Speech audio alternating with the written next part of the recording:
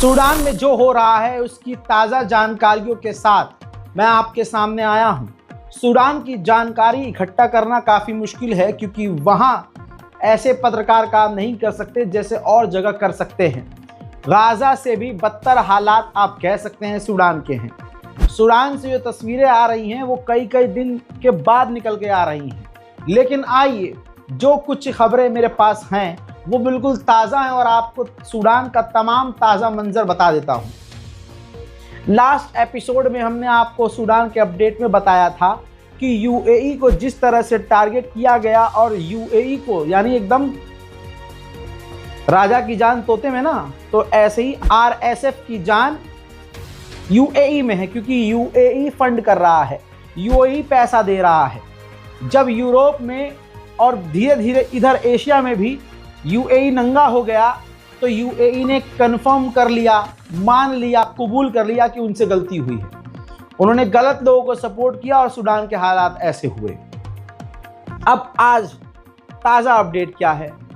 जब सऊदी अरब, America, UAE, Qatar, इन तमाम मुस्लिम अरब देशों ने और कुछ यूरोपियन अमरीकी देशों ने, अमेरिका ने तो किया ही, सबने मिलकर कहा कि भाई जो सूडान है उसके अंदर जो ये दो ग्रुप लड़ रहे हैं, आरएसएफ यानी पैरामिलिट्री और जो फौज सूडान आर्मी, ये कॉम्प्रोमाइज़ कर लें, सीज़फायर कर लें, हथियार डाल दें।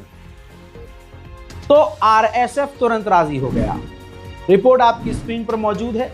आरएसएफ राज़ी है। आरएसएफ कह रहा है कि जो कि ह्यूमैनिटेरियन एग्रीमेंट करने के लिए कहा गया है, हम राज़ी हैं, हम सीज़ फायर करने को हर तरह से राज़ी हैं।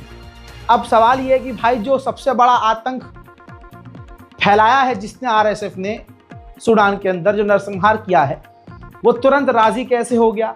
अरे जो फंड करने वाला है राजा की जान तोते में यानी यूएई, जब यूएई को दुनिया ने टारगेट किया, यूएई के जो इमेज है डैमेज होने लगी, तो यूएई ने हाथ पीछे कर लिया। सूडान के अब आरएसएफ को हथियार कौन देता? तो यहाँ पर आरएसएफ ने कहा कि हम राज़ी हैं, लेकिन सूडान की जो ऑफिशियल आर्मी है, फौज, उसने कहा कि हम राज़ी नहीं हैं। और उसकी बात ये कहना भी जायज़ है। क्यों? आर्मी की बात सही क्यों है? आर्मी कह रही है कि आरएसएफ ने जिन जिन शहरों पर कब्ज़ा किया है वो कब्ज़ा खाली करें, इलाकों से बाहर निकलें, शहरों को आज़ाद करें।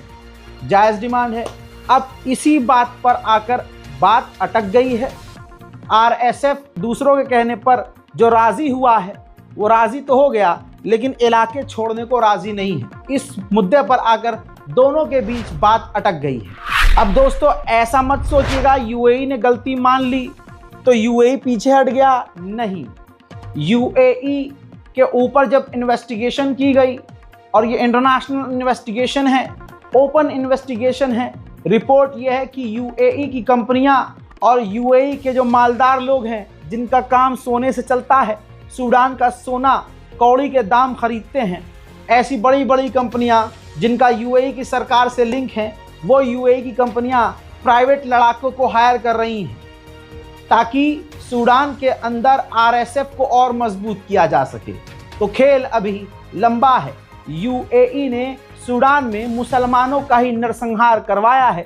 इस बात को दुनिया और उम्मत मुस्लिमा ना भूले, ये उनके लिए बेहतर होगा।